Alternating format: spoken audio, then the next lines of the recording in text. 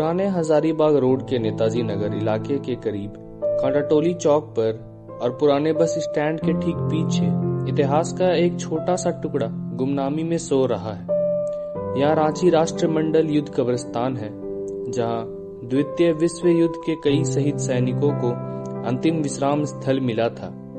इन सैनिकों ने इंग्लैंड की रानी की शान की रक्षा करते हुए भारत और बर्मा में अपनी जान गंवा दी। भारत में 8 विश्व युद्ध कब्रिस्तानों में से 5 पूर्वी राज्यों में हैं और झारखंड भी इसमें शामिल है। यह इस क्षेत्र पर युद्ध के प्रभाव को दर्शाता है, क्योंकि 1940 के दशक की शुरुआत में संभावित जापानी आक्रमण से भारत की रक्षा के लिए मित्र देशों के सैनिक अधिकतम संख्या में यहीं तैनात थे। यह याद करने के लिए इतिहास में पीछे जाने की जरूरत है कि 1942 में जापान के हाथों सिंगापुर और रंगून के पतन से ब्रिटिश भारत में भारी दहशत फैल गई थी।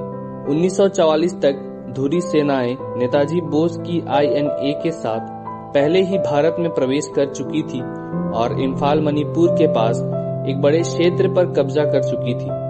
भारत के पूर्वी हिस्से की रक्षा बहुत कमजोर थी। सेना की केवल 7 डिवीजनें थी और लगभग कोई हवाई क्षेत्र नहीं था।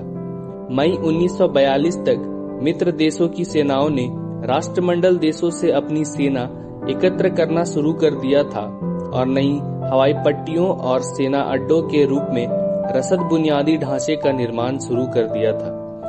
1944 के अंत तक कलकत्ता, गुवाहाटी, कोहिमा और असम और बंगाल की कुछ अन्य सीमाएं Canada, Australia, great Britain, New Zealand और भारत से आने वाले अमेरिकी और राष्ट्रमंडल सैनिकों से भर गई। लगभग उसी समय रांची के पास रामगढ़ में एक गुप्त सेना प्रशिक्षण शिविर खोला गया, जहां ब्रिटिश और अमेरिकी सेना के अधिकारियों ने चीनी सैनिकों को सामने से प्रशिक्षण दिया।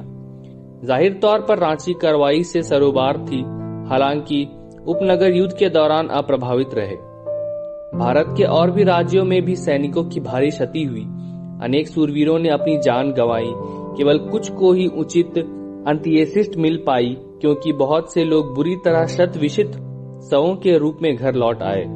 यह समय का एक अंधकारमय क्षण था। जैसा कि प्रथम विश्व युद्ध के अंत में हुआ था, राष्ट्रमंडल युद्ध कब्र आयोग ने दुनिया भर में सेना कब्रिस्तान का आयोजन शुरू किया। रांची में परियोजना 1952 में शुरू की गई थी।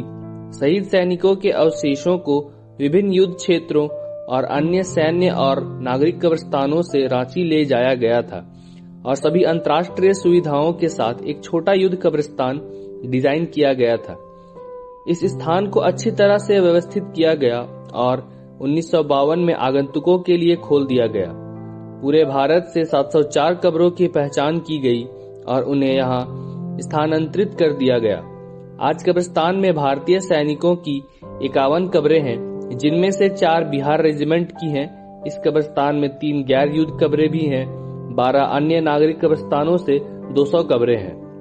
हरा भरा खुला मैदान कब्रिस्तान को एक उदास सौंदर्य प्रदान करता है। केंद्र में एक लंबा स्वतंत्र लैटिन क्रॉस खड़ा है, जिसे क्रॉस ऑफ सैक्रिफाइस कहा जाता है, जो 40 से अधिक कब्रों वाले किसी भी विश्व युद्ध कब्रिस्तान में एक बहुत ही सामान्य विशेषता है। बलिदान के इस क्रॉस को सर रेजिनाल्ड ब्लॉमफील्ड द्वारा डिजाइन किया गया था। कब्रों की कतार पर कतारें दर्द, पीड़ा और उत्पीड़ित बलिदानों की गाथा बताती है। प्रत्येक समाधि पर सैनिक का नाम, उसका पदनाम और मृत्यु के समय उसकी उम्र का उल्लेख होता है। प्रत्येक कब्र का पत्थर मृतकों के रेजिमेंट बैज और उनके परिवार द्वारा उन्हें समर्पित एक व्यक्तिगत पंक्ति से सजाया गया है। यह कब्रिस्तान royal Australian air force, royal Canadian air force, east Yorkshire regiment, west African army, royal army ordnance, east Lancashire regiment, Westmorland और कम्बरलैंड येओ जैसी अन्य रेजिमेंटों के सैनिकों का अंतिम विश्राम स्थल है, जो हार गए थे। उनके जीवन की हानि हुई। यह देखकर हृदय विदारक हो गया कि कई सैनिक 20 वर्ष से भी कम उम्र के थे। प्रियजनों का दर्द पत्थरों पर उकेरी स्मृति रेखाओं में झलकता है। हालांकि कब्रिस्तान का पता लगाना आसान नहीं है और यहाँ बहुत कम पर्यटक आते हैं, लेकिन इसका रख रखाव बहुत अच्छी तरह से किया जाता है। तो अगली बार जब आप रांची आएं तो इतिहास के इस हिस्से को देखने के लिए समय अवश्य निकालें। जैसा कि विश्राम स्थलों में से एक पर एक संदेश पढ़ा गया है, विचार बीते दिनों की याद दिलाते हैं, जिंदगी चलती रहती है लेकिन याददाश्त कायम रहती है।